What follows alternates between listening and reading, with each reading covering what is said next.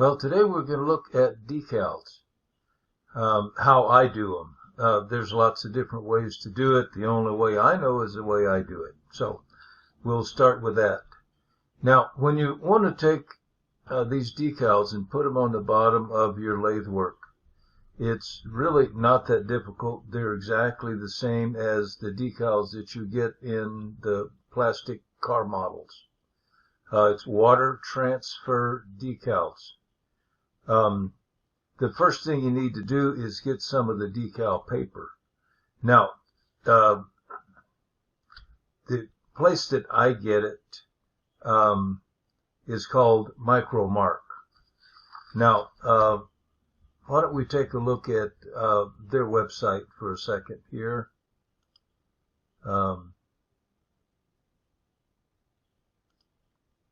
This is their website. And what you'd be looking for is this clear on white decal paper for inkjet printers. They make a separate paper for laser printers. But if you have an inkjet printer, this is the paper that you want. They have it in clear and in white. The white gives you the ability to include white as a color in the decal. But for the purposes of putting it on lathe work, that's really not necessary. You want to go with the clear on white. Now, a package of 5 will cost you $8.95. So it's not cheap by any means, but if it's certainly cheaper than trying to buy a laser and put something on the bottom of your lathe work. But this is the paper that I use. Now, what I do with it is I take it and I cut the paper down into smaller pieces. The smallest piece of paper my printer will accept is 3.5 by 5. So I cut it down into 3.5 by 5. I can put one of the larger decals on it or 2 of the smaller ones. So it's a little bit more cost effective to cut it down and put it in your printer in a smaller piece. Now, as I said, it's micromark.com. They're in New Jersey. And once you have the paper and you're ready to actually create the decal itself, what you want to do is find whatever way you're going to do it. For me, I use Corel Draw, and it allows me to create the decals. I have this particular one. This is the last one I printed. The paper size is 3.5 by 5. Corel Draw just gives me the ability to put the text along a curve. But you don't have to. They can all be just straight across. You can put any information that you want. You don't have to have a desktop publishing program. You can actually do it from Word if you want to. It's, not that difficult. You can decide for yourself what information you want to put on it. I just put my name, the wood that I'm actually using, and in this case I put resin because it had apple wood and resin filling all of the voids. You can put a date if you want. I choose to use a number. The number gives me an idea of what I've done, and it doesn't tie me down to a date. It doesn't date the piece. If you put a date on it and you have it for 6 or 8 years and then you decide you want to sell it, then it's got the 6 or 8 year old date on it. So I choose to use the number, and then I track these numbers in a spreadsheet where I know what the number was when I produced it, and where it went, if I gave it away to who, if I sold it to who and for how much. So I keep track of the pieces that I make. But once you get your actual text that you want to print, then it's a simple matter of running it through your printer. Now, once you get done with the printer, and you have the piece actually printed on your decal paper, there's one more very important step. Because this decal is a water transfer decal, once you get it done, you've got to dunk it in water. And your inkjet printer ink is not waterproof. It will simply run off the paper when you throw it in the water.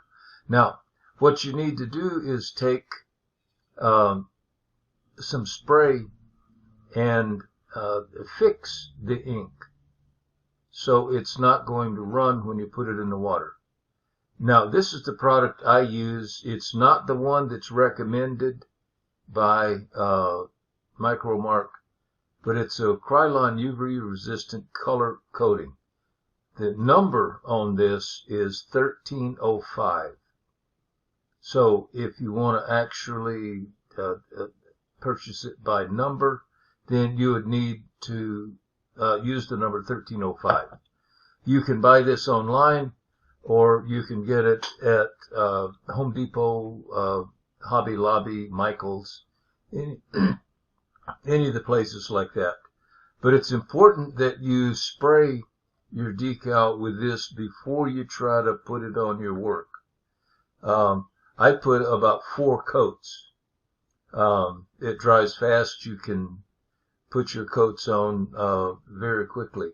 Let it dry overnight, and then you can take your decal that you printed on your paper and cut it out to the size that you need. And I will say one more thing about the work itself. Because this adhesive on this decal is designed to go on to non-porous surfaces, you can't put this decal directly on wood. It won't stick. You can't put it to some finishes, the buffed finishes. You can't put it on those either. Lacquer works very, very well.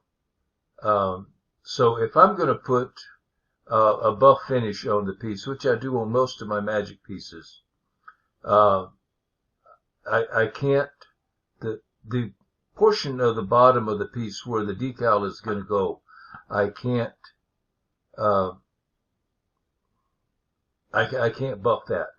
So I mask it off and I spray lacquer on that section. It's the round part that's on the inside of the O-ring. And I just mask it off and I spray that with lacquer. The bottom line is you've got to have a surface to put this decal on that is not porous. And the lacquer produces a nice smooth finish where the decal adhesive will stick to it. If you're going to spray the piece anyway, it's not a big deal. You go ahead and spray the whole thing, then put the decal on wherever you want it.